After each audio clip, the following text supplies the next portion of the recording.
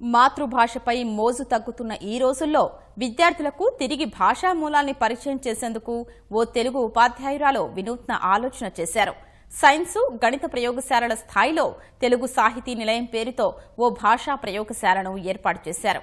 ప్రకాశం జిల్లా కంభం మండలం లక్ష్మీకోట గ్రామంలోని జిల్లా పరిషత్ ఉన్నత పాఠశాలలో ఉన్న ఈ భాషా నిలయం అతి కష్టమైన వ్యాకరణాన్ని విద్యార్థులకు సులభంగా నేర్పుతోంది.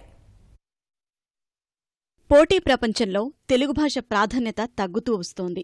భాషపై అభిమానం అటుంచి విద్యార్థులకు ఆసక్తి ఉండట్లేదు. ఆ పరిస్థితి మార్చేందుకు సరోజ అనే తెలుగు ఉపాధ్యాయురాలు అద్భుతమైన ప్రయత్నం చేశారు. ప్రకాశం జిల్లా కంభం మండలం లక్ష్మీకోట గ్రామంలోని జిల్లా పరిషత్ ఉన్నత పాఠశాలలో తెలుగు బోధిస్తున్న ఆమె మాతృభాషపై పిల్లలకు మమకారం పెంచేందుకు సొంత ఖర్చులతో ఓ భాషా ప్రయోగశాల నిర్మించారు. దానికి తెలుగు సాహితీ నిలయంగా నామకరణం చేశారు. ఆ ప్రయోగశాలలో ఎటు చూసినా తెలుగు ఉట్టిపడేలా అందమైన బొమ్మలు, పద్యాలు దర్శనమిస్తాయి. ప్రాచీన, నవీన కవుల చిత్రాలు ఉన్నాయి. మరుగున పడిన సామెతలు, పొడుపు కథలు చిత్రించారు. ప్రాచీన సాహిత్యం, కథలు, వ్యాకరణానికి సంబంధించిన పుస్తకాలతో ఓ చిన్న గ్రంథాలయాన్ని ఏర్పాటు చేశారు. దీనివల్ల మర్చిపోలేని విధంగా భాషా విషయాలు నేర్చుకోగలుగుతున్నామని విద్యార్థులు అభిప్రాయపడ్డారు.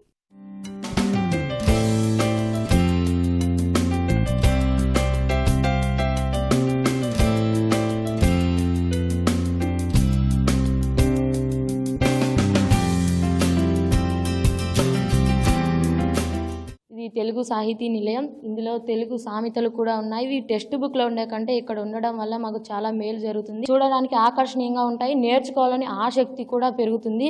తెలుగు వ్యాకరణ అంశాలు అవి అసలే కఠినంగా ఉంటాయి కాబట్టి మా పాఠ్య పుస్తకంలో చూడగానే ఒకసారి రావు కాబట్టి మా మేడం స్వయంగా ఇక్కడ పెట్టించి రోజు చెబుతుంటారు. ఘన విభజన కూడా చేయిస్తారు. సినిమా యాక్టర్ల పేర్లు చెప్తే మేము కనుక్కోగలుగుతాం. కానీ ఈ నవీన కవులు, ప్రాచీన కవుల గురించి చిత్రం చూస్తే గానీ చిత్రాలు పెట్టడం వల్ల కవులంటే ఎలాగుంటారు మేము తెలుసుకోగలుగుతున్నాము.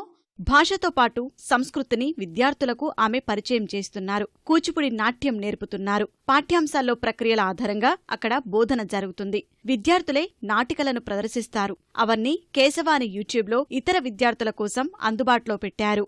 తెలుగు సాహితీ నిలయం మా పాఠశాలలో ఏర్పాటు చేశాను. తెలుగు పాఠ్య పుస్తకాల్లో సామాన్య శాస్త్రం, సాంఘిక శాస్త్రానికి సంబంధించిన పాఠాలే అధికంగా ఉన్నాయి. తెలుగు భాష పిల్లలకి ఆసక్తికరంగా నేర్పించాలి అంటే తెలుగు భాష కూడా ఒక ప్రయోగశాల లాగా వ్యాకరణ అంశాలు, అలాగే పద్యాలు, చాటు పద్యాలు, సామెతలు, పొడుపు కథలు, కథల పుస్తకాలు అన్నీ ఇక్కడ ఉంచడం వల్ల విద్యార్థులు అవన్నీ బాగా చక్కగా నేర్చుకుని తెలుగు భాషాభివృద్ధి జరుగుతున్నది. మన సంస్కృతి మూలం పడిపోతున్నటువంటి ఈ రోజుల్లో మన సంస్కృతిని తిరిగి మళ్ళా ట్రాక్ లో పెట్టడం కోసం ఈ చర్య తీసుకున్నాం. ఒక పిల్లవాడు క్లాసులోకి ఎంటర్ అయిన తర్వాత ఆ సబ్జెక్టే కాకుండా మిగతా సబ్జెక్టులన్నిటికీ కూడా తెలుగుకు ఇంటర్లింక్ సబ్జెక్ట్ అనేది, ఆ ఇంటర్లింక్ సబ్జెక్ట్ లో అన్ని రకాలుగా అవగాహన కోసం ఈ ల్యాబ్ ఉపయోగపడుతుంది.